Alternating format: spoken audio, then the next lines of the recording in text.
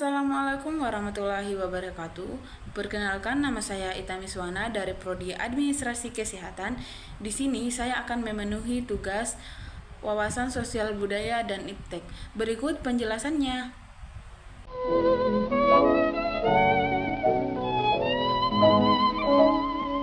Anda ingin sukses? Anda ingin maju? Anda ingin berhasil? Ya, jangan menyerah. Tekun, giat, semangat. Seperti saya ini, nih hasilnya. Kelapa. Anda ingin berusaha?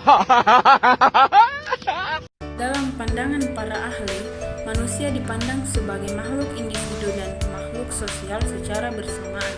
Menurut Aristoteles, manusia adalah zoon politikon, yang berarti manusia merupakan makhluk sosial yang tidak dapat hidup sendiri tanpa interaksi dengan orang lain. Sementara itu, dalam buku Psikologi Kepribadian karya Sarlito Wirawan Sarwono 2009 dijelaskan bahwa manusia sebagai makhluk individu memiliki keunikan dan cara berpikir, merasa, dan bertindak yang berbeda namun satu sama lain. Selanjutnya, manusia sebagai makhluk individu. Manusia sebagai makhluk individu berarti manusia memiliki identitas, kehendak, kebutuhan, serta keunikan masing-masing. Setiap individu memiliki potensi, kemampuan, dan cara berpikir yang berbeda-beda. Ini terkait dengan sifat otonomi pribadi, kebebasan memilih, serta tanggung jawab individu terhadap diri sendiri. Contoh dalam kehidupan mahasiswa. Sebagai mahasiswa, setiap individu memiliki tujuan akademis dan motivasi yang berbeda-beda dalam belajar.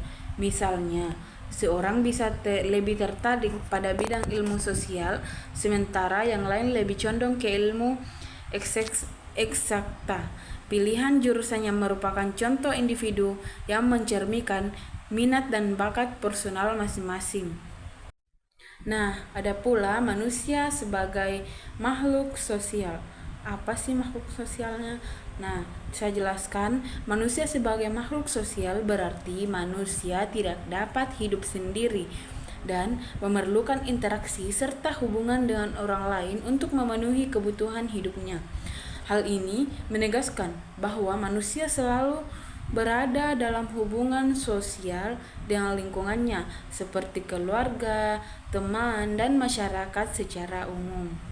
Nah, selanjutnya ada pula contoh makhluk sosial dalam kehidupan mahasiswa. Dalam konteks sosial, mahasiswa sering berkolaborasi dalam kelompok diskusi, seperti mengajarkan tugas kelompok atau berpartisipasi dalam organisasi kemahasiswaan. Misalnya masuk dalam organisasi. Nah, hubungan ini penting untuk membentuk jejaring sosial, meningkatkan kemampuan berkomunikasi, dan saling berbagi pengetahuan serta pengalaman. Nah, dengan demikian, sebagai mahasiswa, manusia tidak hanya berkembang dalam kapasitas pribadi mereka seperti kita sendiri seorang mahasiswa, tetapi juga berfungsi dalam interaksi sosial yang mendukung pembentukan karakter dan kecakapan hidup mereka. Nah, itulah tadi penjelasan tentang manusia sebagai makhluk individu dan manusia sebagai makhluk sosial, dan saya dapat dari para ahli menurut Aristoteles dan Sarlito Wirawan Sarwono. Dan saya akhiri dengan mengucap Assalamualaikum warahmatullahi wabarakatuh. Terima kasih sudah menonton. Dalam pandangan para ahli, manusia dipandang sebagai makhluk individu dan makhluk sosial secara bersamaan. Menurut Aristoteles, manusia adalah zoon politikon, yang berarti manusia merupakan makhluk sosial yang tidak dapat hidup sendiri tanpa interaksi dengan orang lain. Sementara itu, dalam buku Psikologi Kepribadian karya Sarlito Wirawan Sarwono 2009 dijelaskan bahwa manusia sebagai makhluk individu memiliki keunikan dan cara berpikir, merasa, dan bertindak yang berbeda namun satu sama lain. Nah, itulah tadi penjelasan tentang manusia sebagai makhluk individu dan manusia sebagai makhluk sosial, dan saya dapat dari para ahli menurut Aristoteles dan Sarlito Wirawan Sarwono.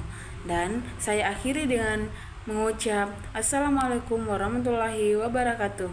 Terima kasih sudah menonton.